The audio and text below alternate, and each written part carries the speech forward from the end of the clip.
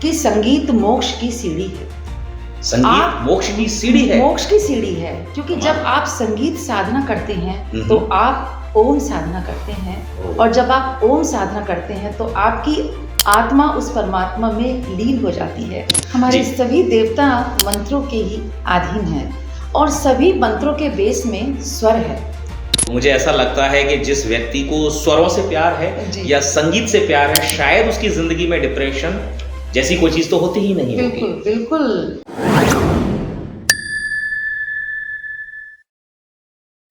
नमस्कार, माइंडोज के इस पॉडकास्ट में आप सभी का स्वागत है। और आज हमारे साथ स्टूडियो में एक विशेष मेहमान उपस्थित हैं, मिसेस तृप्ति सोनकर। नमस्कार मैम। नमस्कार। मिसेस तृप्ति सोनकर एक संगीत साधिका यानी सिंगर हैं, और सुर साध्वी की उपाधि इन्हें मिली हुई है, और इसी के साथ LIC में ये प्रशासनिक अधिकारी के तौर पर काम भी कर रही हैं। आज हम समझेंगे मिसेस तृप्ति सोनकर से कि किस तरह से संगीत लोगों के जीवन को बेहतर बना सकता है, कैसे उनकी जर्नी शुरू हुई संगीत के क्षेत्र में, और क्या फैमिली बैकग्राउंड उनका इस क्षेत्र में उनको मददगार साबित हुआ। तो मिसेस सोनकर, आपका बहुत बहुत स्वागत है। और मैं चाहूँगा सबसे पहले आपसे जानना कि किस उम्र पर आपकी संगीत के प्रति रुचि आपको महसूस होनी शुरू हुई, और क्या फैमिली का सपोर्ट भी आपको शुरू से मिला, या फिर कुछ चैलेंजेस आपको इस क्षेत्र में आने पर या संगीत को अपनाने में हुए हैं? आप सभी को बहुत बहुत नमस्कार। सबसे पहले मैं माइंडोज चैनल को धन्यवाद देती हूँ कि आज के पॉडकास्ट प्रोग्राम में मेरे को बुलाया। आपका बहुत बहुत धन्यवाद। मैं बेसिकली मेरठ से बिलोंग करती हूँ, और संगीत की शिक्षा बचपन से ही मेरी हुई, और 7th क्लास से मुझे संगीत की शिक्षा पारंपरिक रूप से ग्रहण करने का मौका मिला। और संगीत के लिए जो मेन जो प्रेरणा का स्रोत वो मेरे माता पिता ही थे जी। और आप ये बोल सकते हैं कि मुझे संगीत विरासत में मिला है। मेरे माता और पिता बहुत ही अच्छे गायक थे, और वो गॉड गिफ्टेड थे, तो संगीत तो मुझे जीन्स में मिला है, आनुवंशिक तौर पर आपको मिला है। जी।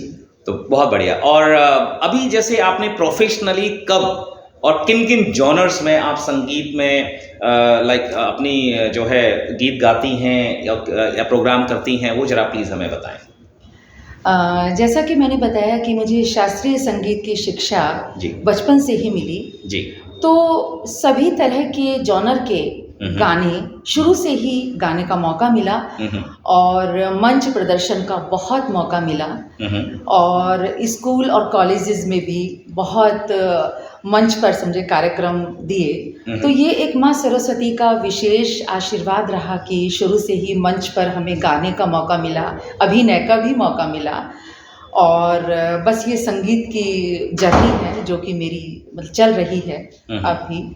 तो मिसेस सोनकर, संगीत के अंदर और अभिनय में भी आपने कुछ आपको अवसर मिले हैं, पर being a lady home maker, family में एक लेडी की बहुत सारी जिम्मेदारियां होती हैं, उसके बावजूद आपको ये मौके मिले, आपने इस तरह से अपने आप को तैयार कर पाई। अपना रियाज करना और ये सब चीज़ें बहुत चैलेंजिंग होती हैं। किस तरह से आपने समय निकाला, और कैसा सपोर्ट आपको शादी के बाद फैमिली से रहा है? देखिए, जैसे आप जानते हैं कि जब आपके अंदर एक संगीत की जो भूख होती है जी, अगर वो आपका वो समझे पैशन बन जाती है तो आप उसके लिए कैसे भी करके समय निकाल ही लेते हैं। शादी से पहले तो ये था कि क्योंकि वो विषय के रूप में संगीत था जी, और माता पिता का पूरा सपोर्ट था, तो इसलिए हमें उस संगीत के लिए मतलब ना समय देना, रियाज करना कोई खास मतलब कभी भी चैलेंज नहीं रहा, बल्कि माता पिता का बहुत ज़्यादा सपोर्ट रहा। और उसमें भी मतलब बहुत सारे रिकॉग्निशन वगैरह मिले। लेकिन शादी के बाद जो है वो मेन जो है चैलेंज वो तब शुरू होता है, जैसे कि आप जानते हैं कि शादी के बाद एक महिला की पूरी जिंदगी बदल जाती है। वो एक फैमिली को छोड़ के दूसरी फैमिली में आती है, और फिर साथ में जॉब भी था, क्योंकि शादी से 1 साल पहले ही मुझे भारतीय जीवन बीमा निगम में जॉब भी मिल गया था। तो वो सारी चीज़ें बैलेंसिंग में थोड़ा सा दिक्कत आई, लेकिन जो अंदर का जो संगीत था वो मुझे चैन से बैठने नहीं दे रहा था। और मैं आपको बताऊंगी, शादी के 7 साल तक फिर उसी बीच में बच्चों की जिम्मेदारियां, जॉब की जिम्मेदारियां, वो सब एक स्पैन चलता रहा। और उसी बीच मेरी माताजी का देहांत हो गया। तो उस समय मैं बहुत डिप्रेशन में चली गई। मुझे लगा जैसे मेरी दुनिया ही ख़त्म हो गई है। लेकिन फिर मुझे अंदर से एक यू कैन से कि आवाज़ आई कि अभी संगीत तो है मेरे पास जी।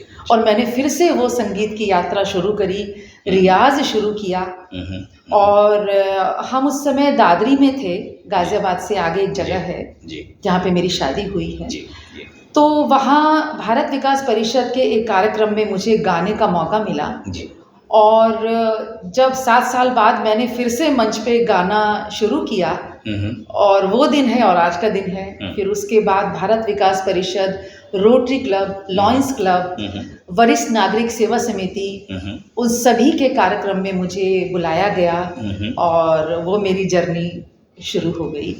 और इसके साथ साथ नो डाउट मेरी फैमिली का सपोर्ट मुझे बहुत रहा जी। उसके लिए मैं अपनी फैमिली को भी बहुत बहुत धन्यवाद देना चाहती हूँ।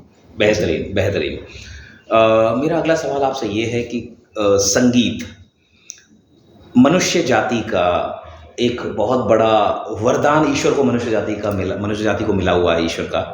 किस तरह से संगीत ईश्वर की साधना का एक साधन बन सकता है, माध्यम बन सकता है? इस पर कुछ लोगों ने, काफ़ी बड़े विद्वान लोगों ने, संगीतकारों ने बहुत बार कुछ बोला है। आपका इस पर आपकी क्या राय है? देखिए चंद्रशेखर जी, संगीत जो है वो सीधे हमें ईश्वर से जोड़ता है।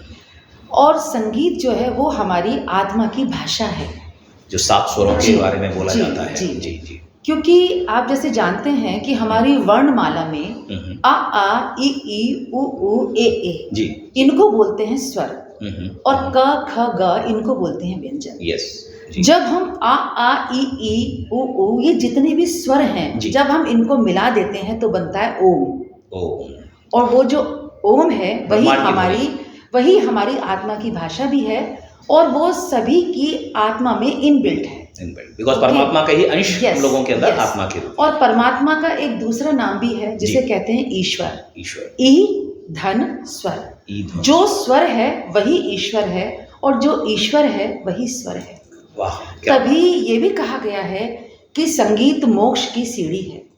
संगीत मोक्ष की सीढ़ी है। मोक्ष की सीढ़ी है, क्योंकि जब आप संगीत साधना करते हैं तो आप ओम साधना करते हैं, और जब आप ओम साधना करते हैं तो आपकी आत्मा उस परमात्मा में लीन हो जाती है। वाकई गहरी तो बात। ये मोक्ष की सीढ़ी है, और ये शिक्षा हमें बचपन से मिली है। तो आप समझ सकते हैं कि संगीत मेरी आत्मा में किस तरह से बसा हुआ है। और ये सभी के साथ है, आप ये भी जानते हैं कि जब इंसान का मन बहुत ही प्रसन्न रहता है तो वो गुनगुनाता है। बिल्कुल ठीक। चाहे उसे गाना आए या ना गाए, बिल्कुल ठीक, ना आए, तो वो जो गुनगुनाता है ना, वो उसकी आत्मा गुनगुनाती है, क्योंकि उस आत्मा में संगीत है।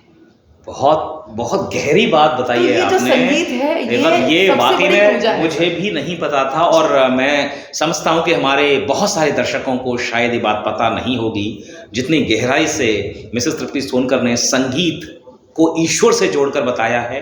और ये बहुत शाश्वत सत्य जैसी बातें आपने बताई हैं, और इसका प्रसारण, इसका परिचय, आभास सभी लोगों को होना चाहिए, ऐसा लगता है। जी। चलिए, बहुत बहुत धन्यवाद कि आपने हमें इन चीज़ों से अवगत करवाया। सर, यहाँ मैं एक अपनी बात को इसमें और जोड़ते हुए मैं अपनी बात को विराम दूंगी कि आप जानते हैं कि हमारे हिंदू संस्कृति में मंत्रोच्चारण का बहुत महत्व है। हाँ, बिल्कुल। और आपने ये भी सुना होगा गायत्री मंत्र और ओम के जाप के बारे में। जितने भी देवताएं हैं ना, देवता हैं, वो सारे मंत्रों के अधीन हैं। और वो मंत्रों के अधीन क्यों हैं? क्योंकि वो ध्वनि पे आधारित हैं। इसके बारे में विवेचना कीजिए। Yes. बहुत जरूरी है, बहुत अच्छा पॉइंट आपने पकड़ा है जी। क्योंकि लक्ष्मी जी का मंत्र है अगर जी, और जी। शिव जी का मंत्र है जी। अगर, तो ये अलग अलग क्यों है और उस मंत्र को ही बोलने से बार बार साधना से क्या हो जाता है, शायद इसको हमें लगता है कि किसी पंडित के बजाय एक संगीतज्ञ बहुत अच्छी तरह समझा सकता है क्योंकि शायद उसको उसकी गहरी जानकारी आपको है। प्लीज ये सब मुझे क्या है कि शिक्षा के रूप में मुझे ग्रहण करने का मौका मिला, तो मैं आपको आज दर्शकों आज के इस पॉडकास्ट में वाकई में बहुत गहरी जानकारी हमें मिलने वाली है और प्लीज आप थोड़ा सा विवेचना कीजिए। तो हमारे जितने भी हमारे मंत्र हैं वो क्योंकि ध्वनि पे आधारित हैं और ध्वनि के भी जो बेस में है वो है नाद। ध्वनि के बेस में है नाद। नाद और जितने भी मंत्रों का जितना भी मंत्रों की शुरुआत हुई है बेस में वो नाद है। ओके, तो सारे देवता मंत्रों के अधीन है। कहते हैं ना कि जिस भी आपको देवता को मनाना हो तो उसका मंत्रोच्चारण करें। हमारे सभी देवता मंत्रों के ही अधीन हैं और सभी मंत्रों के बेस में स्वर है। तो और ये सारा जो ब्रह्मांड है, जितनी भी सृष्टि है ना, ये मंत्रों के और देवताओं के ही अधीन है। इसीलिए कहा जाता है कि जो सुर के अधीन है उसके अधीन पूरी दुनिया हो जाती है। इसलिए संगीत को 16 कलाओं में सर्वश्रेष्ठ कला भी कहा गया है क्योंकि हमारे ब्रह्मांड में, यूनिवर्स में सिर्फ ध्वनि है और कुछ भी नहीं है। और वो जो ध्वनि है that is based on the frequency. Okay, frequency, ऊर्जा, यू कैन से ऊर्जा। तभी कहते हैं ना कि अगर आप जो भी इस मतलब अपने जीवन में चाहते हैं, आप उसको जितनी शिद्दत से उस यूनिवर्स के साथ अलाइन मतलब करते हैं तो वो आपको जरूर मिलता है। और इसी वजह से जो फ्रीक्वेंसी की बात करते हैं कि 433 मेगाहर्ट्ज पर ओम का जाप करने से आपकी आत्मिक ऊर्जा एकदम से और बढ़ जाता है। दैट इज द रीजन कि वो उस स्पेशल फ्रीक्वेंसी पर जी जैसे ही आपकी फ्रीक्वेंसी मैच हो गई यूनिवर्स से तो वो जो है मैनिफेस्टेशन होना आसान हो जाता है। मैनिफेस्टेशन आसान हो जाता है। तो लॉ ऑफ अट्रैक्शन की जब बात करते हैं जी, चलिए तो मैं एक छोटा सा मंत्र, सबके बेस में संगीत ही है। बहुत बढ़िया, मैं एक मंत्र आपके सामने बोलना चाहूंगा और आपसे चाहूंगा कि उस पर विवेचना करें। तो महामृत्युंजय जाप मंत्र का मैं जाप काफी टाइम से करता आ रहा हूँ और उसकी ध्वनि, उसका विवेचना मैं चाहूंगा कि आप करें। ओम त्र्यंबकं यजामहे सुगंधिं पुष्टिवर्धनम् उर्वारुकमिव बंधनान् मृत्योर्मुक्षीयमामृतात्। कैसा रहा ये? बहुत ही बढ़िया, ठीक बोला है मैंने? जी बिल्कुल ठीक बोला है। कुछ साउथ इंडियन टच के साथ बोला है? नहीं जी, टच से भी ज्यादा जो मेन जो है चीज जो सामने वाले को अट्रैक्ट करता है कि आप किस फील से बोल रहे हैं। ओके, चलिए, आपका बोलना, आपका संगीत, आपका सुर, that is all about your feel. तो you as an expert you will rate it in a good way. Yes, इसी तरह से एक माँ सरस्वती का मंत्र है। जी जी। ओम सरस्वती नमस्तुभ्यं वरदे कामरूपिणी विद्यारंभं करिष्यामि सिद्धिर्भवतु मे सदा। बहुत बेहतरीन। तो स्वरों में तो मुझे ऐसा लगता है कि जिस व्यक्ति को स्वरों से प्यार है या संगीत से प्यार है, शायद उसकी जिंदगी में डिप्रेशन जैसी कोई चीज तो होती ही नहीं होगी। बिल्कुल। संगीत एक मेडिसिन है और आप जानते हैं आजकल जितने बड़े बड़े हॉस्पिटल्स में जी वहाँ पे सितार की ध्वनि, वहाँ पे तबले की ध्वनि, वहाँ पे सारंगी की ध्वनि का म्यूजिक पेशेंट्स के आसपास बजाते हैं ताकि वो उससे ना अलाइन होके उनको सूदिंग इफेक्ट दे, क्योंकि ये संगीत रिकवरी फास्ट हो। जी, क्योंकि वो जब उससे सोल से कनेक्ट होता है तो उसको सूदिंग लगता है, तो वो उसको रिलैक्स करेगा और उनको क्या है, उनकी बीमारी को भी क्योर करने में सहायक सिद्ध होता है। इसलिए music is a supplement, music is a medicine also. जी। एक मैम, जैसे हम सुनते हैं कि कुछ ऐसे संगीत, ऐसे म्यूजिक बजते थे, तानसेन के बारे में बात करते हैं कि वो जब बजाते थे तो बारिश हो जाती थी। क्या सच है ये बात? बिल्कुल सच है। कैसे संभव है? इसके बारे में थोड़ा साइंटिफिकली, क्योंकि हर चीज साइंटिफिकली लोग मानते हैं प्रूफ, तो डेफिनेटली म्यूजिक एक ऐसी साइंस है जो शायद बियॉन्ड साइंस है। Music is the greatest science. तो यहाँ पर आप प्लीज थोड़ा एलोबरेट करें कि कैसे ये संभव है कि कुछ म्यूजिक के सुरों से, संगीत के सुरों से, मंत्रों के उच्चारण से बादल आपस में टकराएं और बारिश हो जाए। बिल्कुल जी। वर्षाकालीन राग गाते थे जब वो, तो वर्षा हो जाती थी। क्यों? क्योंकि उस समय उनके सुरों में इतनी सच्चाई थी, इतनी प्योरिटी थी कि वो नेचर को भी कंट्रोल कर सकते थे। Yes yes. यानी कोई संगीतकार अगर साधना है, साधना तो है। जो साधक संगीत है, संगीत का जो साधक है, अगर वो प्योरिटी के साथ, हार्ट की प्योरिटी के साथ, एक अच्छी फ्रीक्वेंसी के साथ अगर कुछ राग गाते हैं तो नेचर भी वश में हो जाती है। बिल्कुल, बिकॉज जब हम यूनिवर्स की बात करते हैं तो एक नेचर तो बिल्कुल संभव है। बिल्कुल सही बात है, बिल्कुल ये सही बात है। और हमारे 7 सुर भी नेचर के डिफरेंट उसको मतलब दर्शाते हैं। अभी डिटेल्स तो ये एक लिटरेचर का विषय है। तो मैम मैं आपसे जानना चाहूँगा, बिकॉज आज का जो दौर है बहुत ज़्यादा स्ट्रेस, एंग्जाइटी, डिप्रेशन से लोग गुजर रहे हैं, मेंटल हेल्थ बहुत ज़्यादा अफेक्टेड है लोगों की। ये शायद सामने के तौर पर बिल्कुल नजर नहीं आता है, लेकिन कहीं ना कहीं ये प्रॉब्लम तो आ रही है। बिल्कुल आ रही है। तो किस तरह से आप क्या सजेशन देना चाहेंगी डिप्रेशन, एंग्जाइटी के जो लोग गुजर रहे हैं, या फिर वो उनको शायद फील भी नहीं होता है, तो अगर किसी को लगता है कि उसका मूड स्विंग हो रहा है, वो खुश नहीं है अंदर से, शायद यही एक हम सिम्टम मान सकते हैं। किसी का मूड स्विंग होता है, उसका काम में मन नहीं लगता, चिड़चिड़ापन है, या उसकी जो परफॉर्मेंस है वो अपने सीनियर्स की नज़र में या खुद की नज़र में भी एक ऑप्टिमल नहीं है, मतलब कॉर्पोरेट सेक्टर की बात करूं या जॉब्स की बात करूं, तो शायद ये माना जा सकता है कि वो व्यक्ति कहीं ना कहीं कि इस तरह के किसी दोष से, मेंटल हेल्थ के इशू से ग्रसित है। तो आप किस तरह के सुर या संगीत या म्यूजिक, कौन सा इंस्ट्रूमेंट उसको सुनना चाहिए, वो प्लीज़ हमारे दर्शकों को बताएं।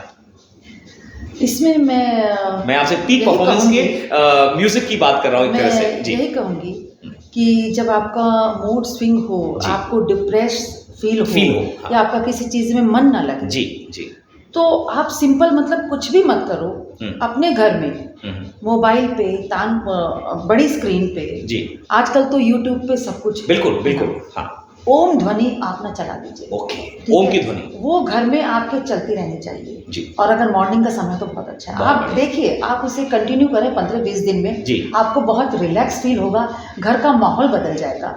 और सेकंड जो है वो आप मेडिटेशन मतलब कर सकते हैं, मेडिटेशन है ना, और ओम ध्वनि करके उसके साथ में जो कि मैं मॉर्निंग में जी। अगर किसी को फैमिली मेंबर कोई उनका डिप्रेशन से ग्रसित है, या लगता है कि मन नहीं लगता या उदास रहता है, तो उस व्यक्ति को कौन से सुर, कौन से म्यूजिकल इंस्ट्रूमेंट को सुनना चाहिए, ये हमारे दर्शकों को बताएं। इसके लिए मैं आपको यही बताऊंगी कि आप उसमें म्यूजिक अगर मतलब सुनना है तो उसमें मेन जो है, आप ओम की ध्वनि का एक उसमें वीडियो है, आप उसको प्ले करें, आप उसको सुनना शुरू करें। आप देखेंगे कि 10-15 दिन में ही आपको बहुत उसमें फ़र्क लगेगा, और you feel relaxed and happy also. और फिर इसे आप अपनी मॉर्निंग में अगर इसको अपना सुनेंगे तो और भी ज़्यादा आपको अच्छा लगेगा।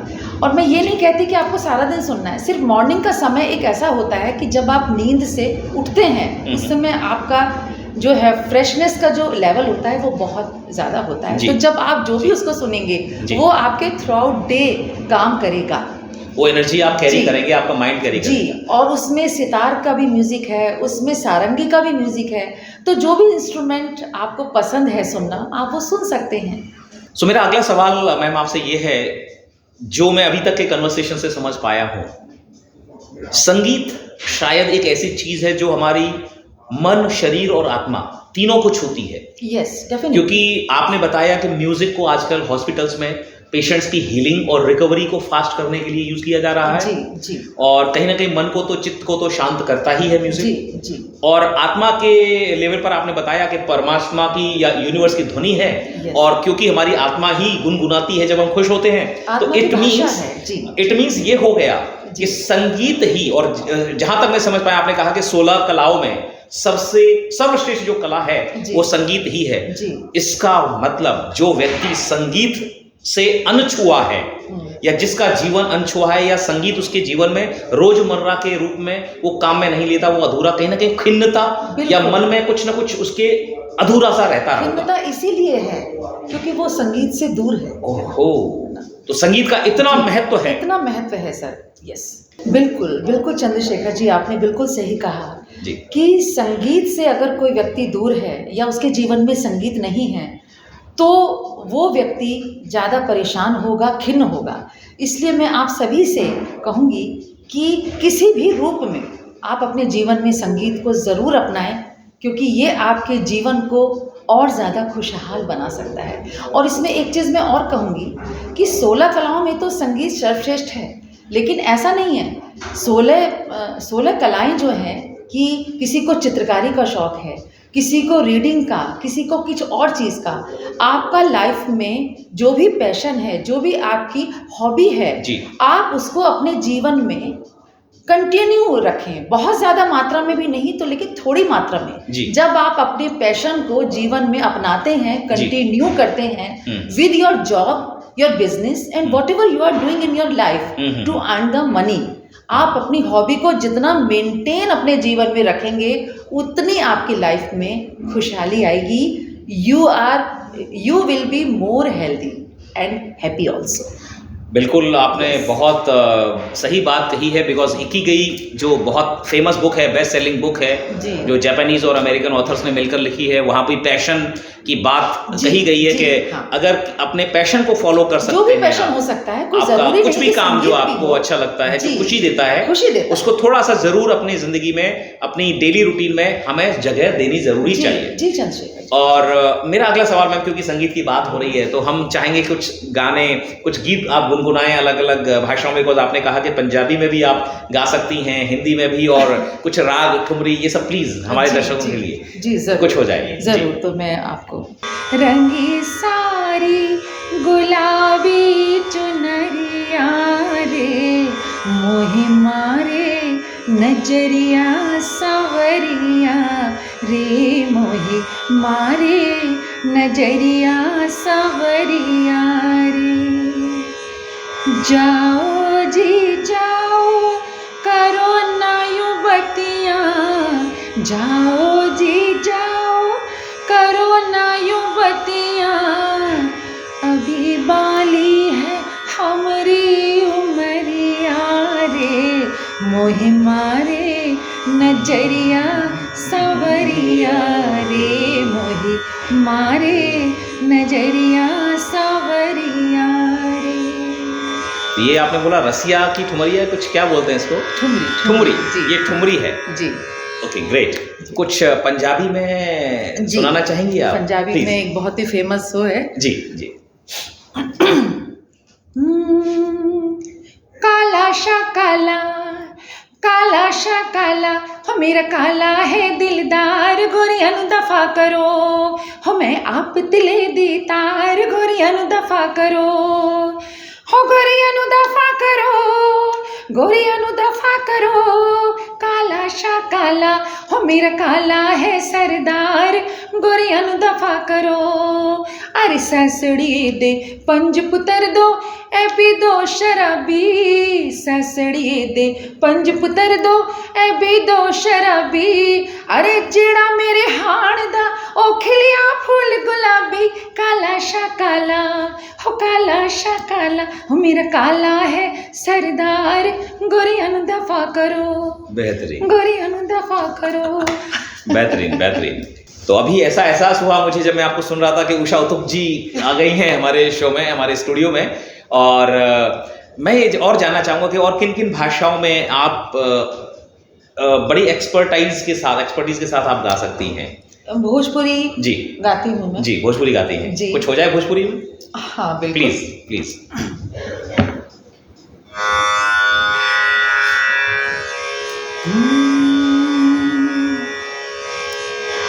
पिया मेहंदी लिया दा मोती झील से, जाके साइकिल से ना, पिया मेहंदी लिया दा मोती झील से, जाके साइकिल से ना, पिया मेहंदी लिया दा ना, हो दा मोती झील से जाके साइकिल से ना, पिया मेहंदी लिया दा छोटी ननद से पिसवा दा, हमरे हथवा में लगाना, हमरे हथवा में लगाना, कटकील से जाके साइकिल से ना, पिया मेहंदी लिया दा ना, हो पिया मेहंदी लिया दा मोती झील से जाके साइकिल से ना। बेहतरीन बेहतरीन, बहुत बढ़िया। तो दर्शकों, आज आपने भोजपुरी, पंजाबी, हिंदी, अलग अलग भाषाओं में एक स्वर साम्राज्ञी जो आज हमारे स्टूडियो में हैं, मिसेस तृप्ति सोनकर, उनसे सुना। और सबसे बड़ी चीज़ आज के इस कन्वर्सेशन से जो मैं निकाल पाया और मुझे बहुत अच्छा लगा कि आपने जिस तरह से ईश्वर, आत्मा और शरीर, मन, आत्मा, शरीर और ईश्वर से जो संगीत का एक जुड़ाव या कनेक्शन जो बताया है, वो अद्भुत है और वाकई में बहुत बड़ा गूढ़ रहस्य है शायद ये, जो बहुत लोगों को शायद नहीं पता है। और इसीलिए संगीत को हमें अपने जीवन का अभिन्न हिस्सा जरूर बनाना चाहिए। कुछ और आप हमारे दर्शकों को बताना चाहेंगी, कुछ नवोदित कलाकार या जो संगीत की दुनिया में कदम रखना चाहते हैं, अपने अनुभव से किस तरह से आप अपने LIC के जॉब में, अच्छा एक LIC के नाम से एक और चीज़ मुझे याद आई कि आपने बताया मुझे भी कि दिल्ली, मुंबई और उसके आसपास की ब्रांचेस में लता मंगेशकर जी के गाने वो बजाए जाते हैं, वो जरा प्लीज़ हमारे दर्शकों को बताइए। और किस तरह से कॉर्पोरेट्स और ऑफिसेज को या फैक्ट्री ओनर्स को अपने वर्कर्स की प्रोडक्टिविटी बढ़ाने के लिए किस तरह के म्यूजिक को बजाना चाहिए, क्योंकि बहुत सारे लोग तो इस बात को समझते ही नहीं है कि म्यूजिक से प्रोडक्टिविटी का क्या कनेक्शन है। तो एक बार हमारे दर्शकों के लिए प्लीज। जी मैं अपने दर्शकों को ये भी बताना चाहूँगी कि मुझे पिछले 10 साल मुझे बॉम्बे में पोस्टिंग थी, उस समय मुझे बॉम्बे में भी काम करने का मौका मिला। तो वहाँ पे मैंने एक बिल्कुल नया कल्चर देखा कि हमारी बहुत सारी शाखाओं में लता मंगेशकर जी के पुराने गाने बजते हैं और वहाँ पे वो गाने सुन के लोग, हाँ, वहाँ पे वो बैकग्राउंड म्यूजिक में लता जी के गाने बज रहे हैं और लोग अपना काम कर रहे हैं। इंस्ट्रूमेंटल या वोकल? नहीं, वोकल। ओके। हाँ, क्योंकि वहाँ लता जी के पुराने गानों का तो बहुत ही ज़्यादा समझो वो है क्रेज़ है, तो ये चीज़ मुझे बहुत ही अच्छी लगी। और वहाँ पे क्योंकि गणपति जो हमारा जो पर्व होता है गणपति जी। और उसमें भी गणपति की समझो पूजा और गणपति का बहुत बड़ा फंक्शन शाखाओं में बड़ी धूमधाम से मनाया जाता है। तो ये चीज़ मुझे बहुत अच्छी लगी कि वहाँ पे कैसे हम जो है हमारे जो वर्कर्स हैं, हमारे जो साथी हैं, वो मतलब संगीत के टच में रहते हुए और एक प्रसन्नता के माहौल में वहाँ पे काम मतलब करते हैं। ये मुझे बहुत अच्छा लगा। वहाँ महाराष्ट्र का कल्चर स्पेशली बहुत अच्छा लगा।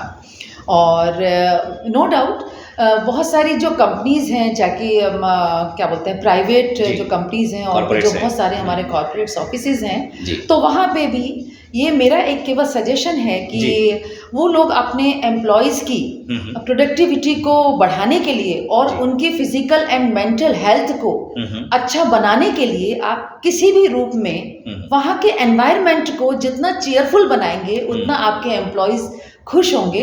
और उसमें क्या है, संगीत और संगीत की जो ध्वनि है वो एक बहुत बड़ा रोल प्ले कर सकती है। ऐसा मेरा मानना भी है और मेरा सजेशन है और ये अनुभव भी है। और हाँ, ये आपका अनुभव भी है। जी बिल्कुल बिल्कुल, नो डाउट। तो जब लता मंगेशकर जी की बात हो रही है तो एक कोई भी गीत आपकी पसंद का जो लता जी का फेवरेट हो आपका, प्लीज हमारे दर्शकों के लिए। जी।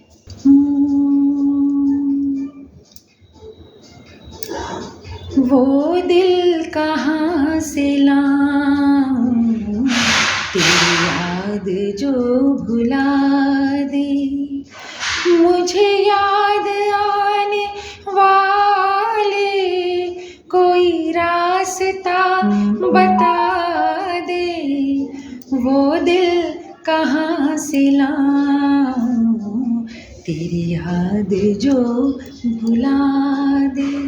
बहुत बढ़िया, बहुत बढ़िया। वाकई में लता मंगेशकर जी की तो आवाज़, उनके बोलने का अंदाज, बेहतरीन और मतलब, और आपने भी बहुत खूबसूरती के साथ उसको कॉपी किया, उसको बोलकर बताया, और मैं भी भाव विभोर हो गया, मंत्रमुग्ध हो गया वाकई में। तृप्ति सोनकर मैम, जाते जाते हमारे दर्शकों के लिए कोई संदेश आप देना चाहेंगी जो इस पॉडकास्ट को देख रहे हैं, और या उनके परिवार के लोगों के लिए, प्लीज? कि स्पेशली महिलाएं जो हैं, जो हमारी बहनें हैं, जो कि मतलब चाहे वो जॉब कर रही हैं या जॉब नहीं कर रही हैं, अगर उनमें किसी भी तरह की कोई मतलब कला है, उनका कोई भी पैशन है, उनका स्कूल टाइम से, कॉलेज के टाइम से वो समझे शौक जो कि वो आगे कंटिन्यू अब तक नहीं कर सकी हैं, तो उनको उस शौक को पूरा करने के लिए सभी परिवार को उनको सपोर्ट करना चाहिए। मैं इतना ही बोलूँगी, क्योंकि कला जो है वो ईश्वर का वरदान है मनुष्य को, और हम सबका ये समझे कर्तव्य है कि उस कला को हम जितना समझे प्रोत्साहित ना करेंगे तो हम उस ईश्वर की उपासना ही करेंगे, एक तरह से पूजा करेंगे, उसकी पूजा करेंगे। इसलिए हम सभी महिलाओं को जो है मतलब सपोर्ट देना चाहिए। मेरी आप सबसे यही संदेश है, आप सभी को मेरा। जी, तो दर्शकों, जैसा कि अभी सोनकर जी ने बताया, और पूरे इस पॉडकास्ट का एक सोल मैं कहूँ, आत्मा कहूँ, एक वो विचार कि संगीत ईश्वर की साधना है। संगीत आपके जीवन में रंग भरता है, खुशियाँ भरता है, अच्छी सेहत भरता है, मन की शांति भरता है और चित्त को खुश करता है। संगीत को न सिर्फ आप अपने जीवन का अभिन्न अंग बनाएं, बल्कि अगर कोई व्यक्ति आपके परिवार का संगीत में रुचि रखता है, उसको प्रोत्साहित करें, उसको मदद करें कि वो अपने इस रुचि को फॉलो कर सके, अपने इंटरेस्ट को, इस पैशन को फॉलो कर सके। और ऐसा करके, जैसा कि अभी तृप्ति सोनकर जी ने बताया, कि एक तरह से आप ईश्वर की अर्चना ही कर रहे हैं, पूजा ही कर रहे हैं, अगर अपने परिवार के सदस्य को या किसी भी व्यक्ति को जो कि संगीत में इसकी रुचि है, उसको प्रमोट करके, उसको हेल्प करके, उसको सपोर्ट करके। तो इसी के साथ तृप्ति सोनकर मैम, आपका बहुत बहुत धन्यवाद कि आज आप हमारे इस पॉडकास्ट में आई हैं और अपने अमूल्य विचार और ऐसी गूढ़ रहस्य आपने संगीत के बारे में हमारे साथ शेयर किए। ये वाकई में पॉडकास्ट आई ओपनिंग था मेरे लिए, और मुझे लगता है कि बहुत सारे दर्शकों को संगीत के बारे में बहुत गहरी बातें आज पता चली होंगी। चंद्रशेखर जी, आपका भी बहुत बहुत धन्यवाद आपके पॉडकास्ट में मुझे बुलाने के लिए। आप सभी का बहुत बहुत धन्यवाद।